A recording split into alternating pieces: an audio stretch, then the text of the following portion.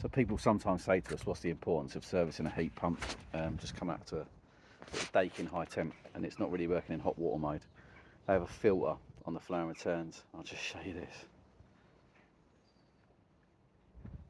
That's why it's not working. So we'll clean all that crud out, and the customer probably wants some advice on flushing the system, because by the state of that, it's pretty crap and needs sorting out. But get your heat pump serviced. If you've got a warranty on your heat pump, like Samsung gives 7, Midea 10, Vaillant a 7. If you don't get them serviced, your warranty's